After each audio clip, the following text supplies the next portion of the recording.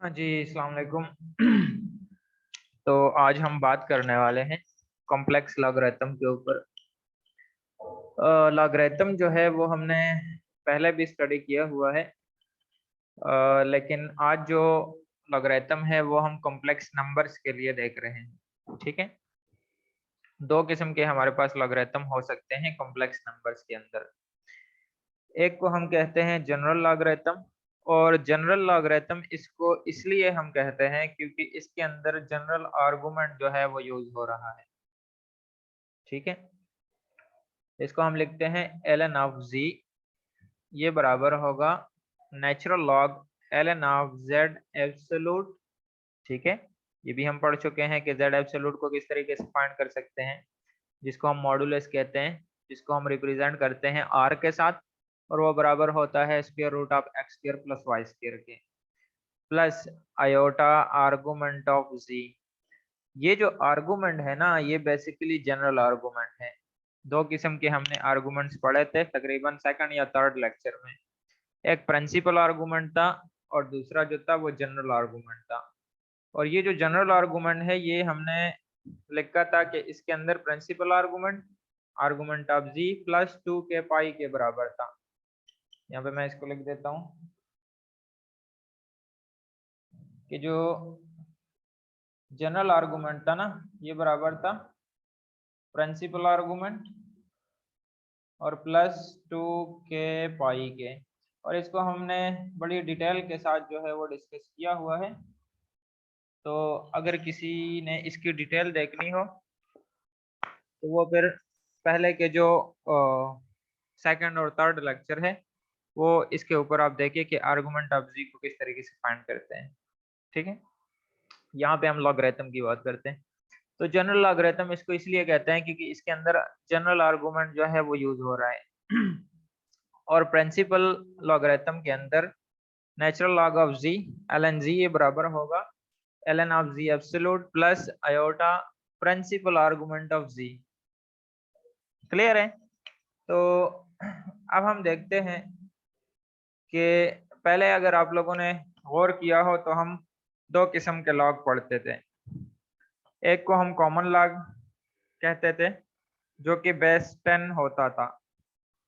ठीक है, और इस बेस 10 को हम लेट सपोज अगर हम लिखे कि log of 10 is equal to 2, तो इसका मतलब क्या होता था, ये जो यहाँ पे बेस 10 है ना, ये जो जो हमने लिखा हुआ है बेस 10, जैसे कॉमन लॉगरिथम होता है तो उसमें यहाँ पे हम बेस 10 को रिप्रेजेंट नहीं करते, मतलब नहीं लिखते वो। वैसे ही हमें पता चल जाता है कि ये कॉमन लॉग है बेस 10 का। ठीक है, तो इसका बेसिकली मतलब क्या होता था, इसका मतलब ये होता था कि 10 की हम क्या पावर रख के आंसर जो है वो 100 बने।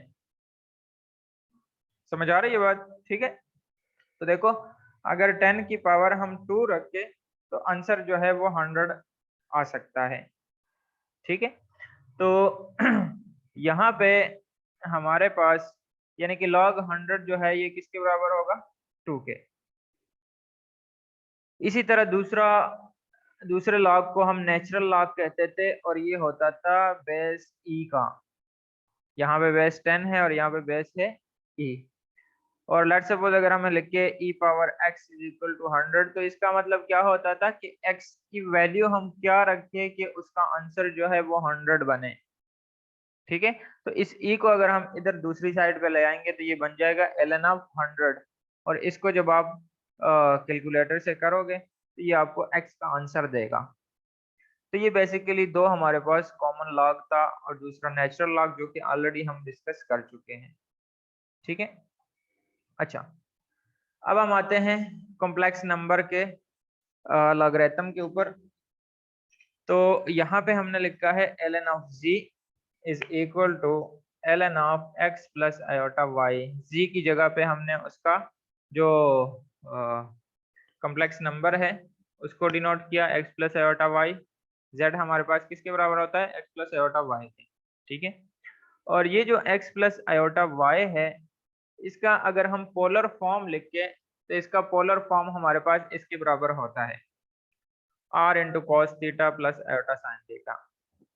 ठीक है, तो ये जो है cos थीटा और प्लस आयोटा साइन थीटा, इससे पिछले लेक्चर में हमने एक आइडेंटिटी पढ़ी थी, ऑयलर आइडेंटिटी। ठीक है, लेक्चर नंबर जो प्रीवियस था, तो उसमें हमने क्या किया था कि cos theta plus iota sine theta ये हमारे पास ई आयोटा थीटा के बराबर होता है। इसको हमने प्रूफ भी किया था। ठीक है, अच्छा अब यहाँ पे देखो कि अब यहाँ पे बना है ln of r into E power iota theta. तो ये जो r है ये इसके साथ मल्टीप्लाई फॉर्म में है। अगर आप लॉगरिथम की प्रॉपर्टी देखें तो जब हम किसी भी मल्टीप्लाई दो टर्म्स के ऊपर लॉग अप्लाई करते हैं तो वो बराबर होता है उसके पहला first term plus second term, यानी कि अगर हम इसको ऐसे लिखते हैं ना, ये एक प्रॉपर्टी है लॉग की कि a मल्टीप्लाई b अगर हम लिखें तो ये किसके बराबर होगा, ये बराबर होता है लॉग ऑफ a और प्लस लॉग ऑफ b के। ठीक है, तो ये हमारे पास एक प्रॉपर्टी है। तो यहाँ पे अगर हम इसको चेक करें, यहाँ पे r और e आयोटा थीटा है तो क्या बन जाएगा ln of r plus ln of e iota theta. ये जो ln और e होते हैं ना, ये एक दूसरे के अपोजिट होते हैं, इनवर्स होते हैं, तो ये इसके साथ कैंसिल आउट हो जाता है। ln जो है ये e के साथ कैंसिल होगा, ये खत्म हो गया। और ln r किसके बराबर आ गया, ln of z z modulus के, जो हमने ये वाली इसकी डिफिनीशन लिखी थी ना यहाँ पे, ln ऑफ z, चूंकि r है तो r हमारे पास z मॉडुलस होता है जो कि बराबर होता है square root of x square. यहाँ पे मैं लिख देता हूँ, ये वैसे वही सारी पुरानी चीजें हैं जो ऑलरेडी हम पढ़ चुके हैं, इसको बार बार लिखने की जरूरत नहीं है, ये ऑलरेडी आप लोगों को पता है इस चीज का कि r हमारे पास बराबर है एक्स स्क्वायर और प्लस वाई स्क्वायर के। ठीक है, तो इसको हम z लिखते हैं एब्सोल्यूट z और प्लस आयोटा थीटा। ये जो थीटा है ना, ये वही या तो हमारे पास ये प्रिंसिपल आर्गुमेंट का थीटा होगा और या जो है वो जनरल आर्गुमेंट होगा। ठीक है, तो ये इसके बराबर आ गया हमारे पास। अब हम इसके ऊपर एग्जाम्पल जो है वो चेक कर लेते हैं। Find the natural log of iota. Simple iota हमने लिया है और इसका जो है वो हम लॉग फाइंड करने जा रहे हैं। ठीक है, तो ln of i, let z is equal to i. ये तरीका ये है कि जो स्टेप है ना उसको आप साथ साथ लिख कर करें रजिस्टर के ऊपर, तो तब जाके आपको एक एक स्टेप की समझ आएगी। ठीक है, अच्छा अब देखो वगैरह के z जो है ये हमारे पास आयोटा के बराबर है। अब जब ये आयोटा के बराबर है, z is equal to iota, तो आयोटा का मतलब ये है कि जो इसके x का पार्ट है वो x पार्ट नहीं है तो उसको हम जीरो कंसिडर कर देते हैं। क्लियर, और यहाँ पे आयोटा के साथ होता है 1। तो अगर इसका हम r फाइंड करें तो क्या हो जाएगा, 0 का स्क्वायर और प्लस 1 का स्क्वायर, इसका आंसर हमारे पास आ जाएगा 1। यहाँ पे आप चेक करो, और ये हम क्यों फाइंड कर रहे हैं, क्योंकि हमें बाय डेफिनेशन यही वाली चीज चाहिए, ln ऑफ एब्सोल्यूट z चाहिए, और एब्सोल्यूट z जो है ये r के बराबर है, और r को हम इस तरीके से कैलकुलेट करते हैं, ये 1 के बराबर आ गया। ठीक है, अब दूसरे स्टेप पे हमें थीटा चाहिए। ठीक है, एंड वी नो के थीटा हमारे पास बराबर होता है tangent inverse absolute of y over x। यहाँ पे एब्सोल्यूट का साइन मैंने नहीं डाला, वो जब आप लोग अपने रजिस्टर पे लिखोगे तो यहाँ पे एब्सोल्यूट का साइन डाल देना। ठीक है, अच्छा tan inverse 1 over 0, 1 over 0 is equal to infinity, और टेन इनवर्स इन्फिनिटी हमारे पास 90 के बराबर होता है, उसको हम पाई ओवर 2 की फॉर्म में लिख सकते हैं। ठीक हो गया, तो हमारे पास आर्गुमेंट ऑफ z जो है थीटा ये पाई ओवर 2 के बराबर आ गया। और अब हमने डिसाइड करना है कि जो थीटा है ये कौन से क्वाड्रेंट में है। अगर लेट्स सपोज फर्स्ट क्वाड्रेंट में हो तो वो थीटा के बराबर है, अगर सेकंड क्वाड्रेंट में हो तो आर्गुमेंट ऑफ z जो है वो थीटा प्लस पाई के बराबर होता है। वो भी अगले स्टार्ट के लेक्चरों में हमने चारों के first quadrant, second quadrant, third quadrant, fourth quadrant के सारे आर्गुमेंट ऑफ थीटा की वैल्यूज लिखी है। क्लियर है, तो यहाँ पे हम चेक करते हैं कि देखो जो हमारा क्वेश्चन है ना वो पॉजिटिव फॉर्म में है, एक्स भी पॉजिटिव है, वाई भी पॉजिटिव है, इसका मतलब ये है कि वो फर्स्ट क्वाड्रेंट में है और फर्स्ट क्वाड्रेंट में आर्गुमेंट जो है वो थीटा के बराबर ही होता है। तो ये हमारे पास आ गया पाई/2। तो हम जानते हैं कि ln ऑफ z ये बराबर होता है ln of absolute z plus iota argument of z के। तो इसमें ऊपर वाली जो हमने वैल्यूज कैलकुलेट की है उसको हम पुट कर देते हैं। ये बन जाएगा ln ऑफ i मतलब आयोटा, ठीक है, इक्वल टू ln ऑफ 1 जो z मॉडुलस हमने r फाइंड किया था और प्लस आयोटा पाई/2 प्लस 2k पाई। अब आप देखो कि अगर लेट सपोज हम जनरल आर्गुमेंट यूज करें, ठीक है, यहाँ पे भी थोड़ी सी जो है इसको आप चेंज करें क्योंकि ये हमने प्रिंसिपल आर्गुमेंट यहाँ पे मेंशन किया है और यहाँ पे जो है वो जनरल आर्गुमेंट है। अगर क्वेश्चन के अंदर मेंशन नहीं है कि प्रिंसिपल आर्गुमेंट लॉगरिथम या जो है वो दूसरा जनरल आर्गुमेंट या लॉगरिथम फाइंड करें, तो फिर आप दोनों में से कोई भी यूज कर सकते हो, मतलब या प्रिंसिपल आर्गुमेंट यूज कर लो या जनरल आर्गुमेंट यूज कर लो। अब यहाँ पे क्वेश्चन के अंदर मेंशन नहीं था तो हम जनरल आर्गुमेंट यूज कर लेते हैं और यहाँ पे ये जो कैपिटल ए लिखा हुआ है ना इसको भी आप स्मॉल ए बना दें, ठीक है।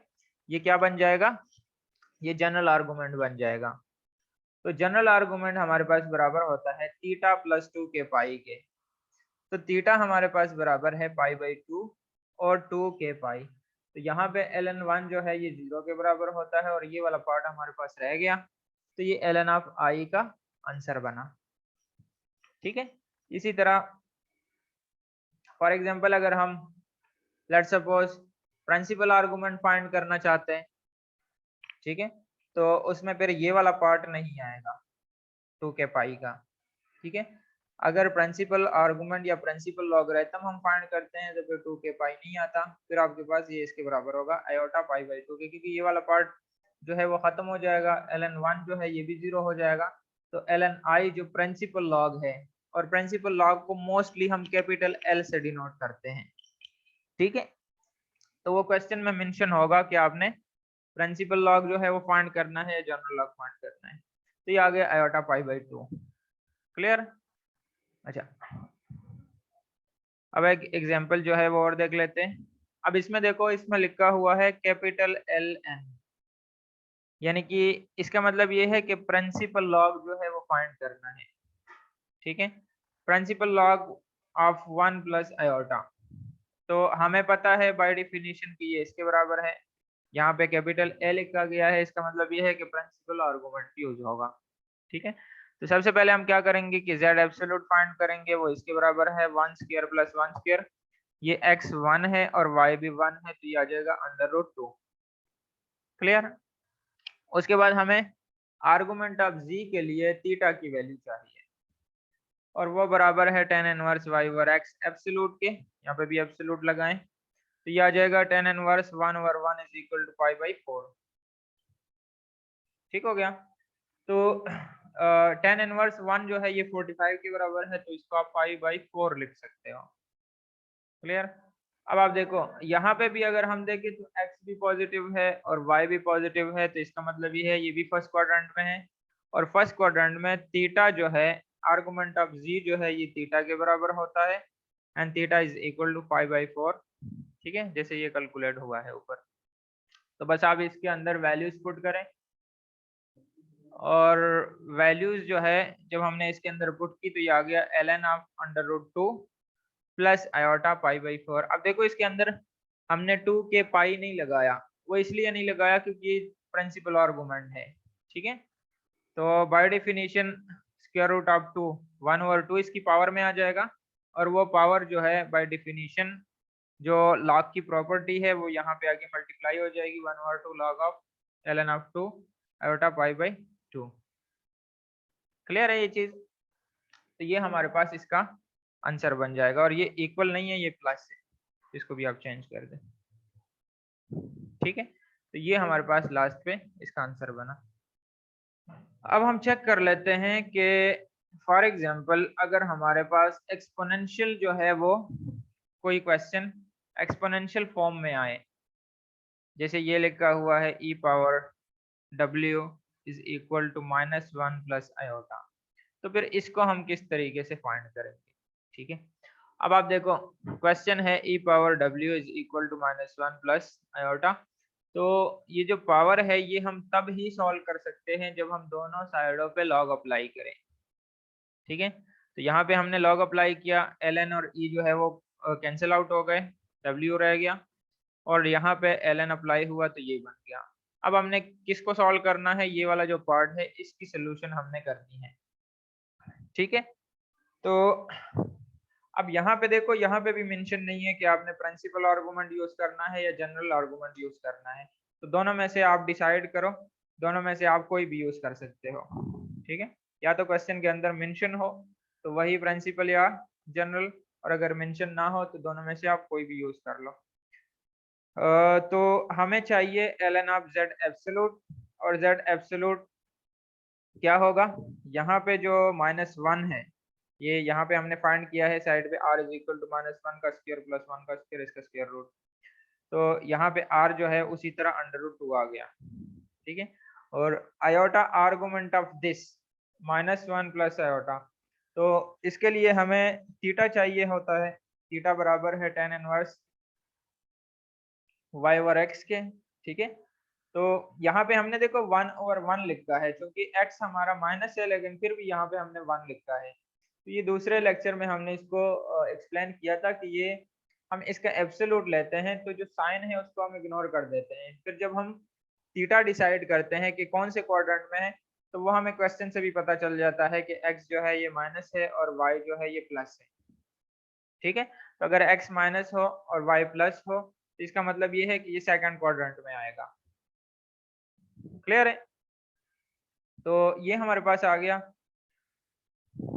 tan इनवर्स 1/1, ये उसी तरह आ गया π/4। अब हमें पता है कि जब x जो है ये माइनस हो और y प्लस हो तो सेकंड क्वाड्रेंट है, और सेकंड क्वाड्रेंट के अंदर आर्गुमेंट ऑफ z जो होता है ये पाई माइनस थीटा के बराबर होता है, क्लियर। तो पाई जो है -π/4, थीटा हमारे पास इसी तरह π/4 आया है, थीटा की वैल्यू पुट की, इसको सिंप्लीफाई किया 3π/4 आ गया, क्लियर। तो जब हमने आर्गुमेंट ऑफ z फाइंड किया तो ये आ गया 3π/4 प्लस 2 के पाई। ये जो ln √2 है तो √2 की पावर हमने 1/2 लगाई, ये खत्म हो गया, और 1/2 जो है ये लेफ्ट साइड पे आके मल्टीप्लाई हो गया एज के लॉग की जो प्रॉपर्टी है, ठीक है, ये वाली, कि अगर लेट सपोज ऐसे हो के log ऑफ a और पावर b हो, ठीक है। तो ये किसके बराबर होता है, ये बराबर होता है b into log of a के, ठीक है। तो इसके मुताबिक ये हमारे पास ये आ गया, और आयोटा 3π/4 प्लस 2 के पाई, तो ये हमारे पास इसका आंसर आया। तो इसका मतलब ये है कि लॉगरिथम को हम बहुत आसानी के साथ जो है वो सॉल्व कर सकते हैं जो कॉम्प्लेक्स नंबर का लॉग हो, ठीक है। बाय डेफिनेशन आपने इसको ध्यान में रखना है कि लॉग जो है ये हमारे पास इसके बराबर होता है कॉम्प्लेक्स नंबर का। तो आपने सबसे पहले मॉडुलस फाइंड करना है और उसके बाद थीटा फाइंड करना है, बस जस्ट इसमें वैल्यूज पुट करो, इसको सिंप्लीफाई कर दो, ठीक है। तो आज के लिए इतना ही, और फिर इंशाल्लाह मिलते हैं नेक्स्ट लेक्चर में। ओके, अल्लाह हाफिज़।